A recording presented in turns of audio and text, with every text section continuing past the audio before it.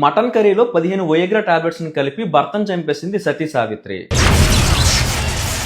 కత్తి సురేష్ అనే ఇతను ఒక కార్ డ్రైవర్ గా పనిచేస్తున్నాడు. ఇతనికి 2015లో మౌనిక అనే ఆమెతో మ్యారేజ్ అయింది. వీళ్ళకి 2 పిల్లలు కూడా ఉన్నారు. అయితే రోజు రోజుకి సురేష్ మందుకు బానిసగా మారాడు. ఎంతలా అంటే తన పిల్లల సంపాదన మీద డిపెండ్ అయ్యేంతలా.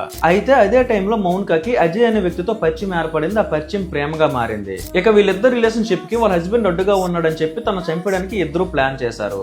ఇలా ఒక రోజు మౌనిక సురేష్ తినే మటన్ కర్రీలో 15 వోయగ్రా టాబ్లెట్స్ ని కలిపింది. కాకపోతే మటన్ కర్రీ స్మెల్ కొంచెం తేడా కనిపించి సురేష్ ఆ రోజు ఆ కర్రీ తినలేదు. ఇలా ఫస్ట్ అటెంప్ట్ ఫెయిల్ అయింది. అక్కడి నుంచి కొద్ది రోజుల తర్వాత అంటే సెప్టెంబర్ 17, 2025 లో మౌనిక సురేష్ తాగే మందులో బీపీ టాబ్లెట్స్ ని స్లీపింగ్ టాబ్లెట్స్ ని కలిపింది. అలా మందు తాగిన సురేష్ నిద్రమత్తులోకి వెళ్లిపోయాడు. ఇక వెంటనే తన బాయ్ ఫ్రెండ్ తో కలిసి వాళ్ళ హస్బెండ్ ని పీక పిసికి చంపేసింది. ఇక సురేష్ చనిపోయిన తర్వాత డెడ్ బాడీ ఊరేసుకుని చనిపోయినట్లు ఒక స్టోరీ క్రియేట్ చేసింది. కాకపోతే పోలీసు వాళ్ళు చేసిన ఇన్వెస్టిగేషన్ లో ఆయన బాడీకి చేసిన పోస్ట్ మార్టం లో ఇది హత్య అని తేలింది. ఈ హత్యకు సంబంధించి ఇన్వెస్టిగేషన్ చేస్తున్నప్పుడు మౌనిక నిజాన్ని ఒప్పుకుంది. ఇక వెంటనే పోలీసు వాళ్ళు తనతో పాటు తన బాయ్ ఫ్రెండ్ ను కూడా అరెస్ట్ చేసి అదుపులోకి తీసుకున్నారు.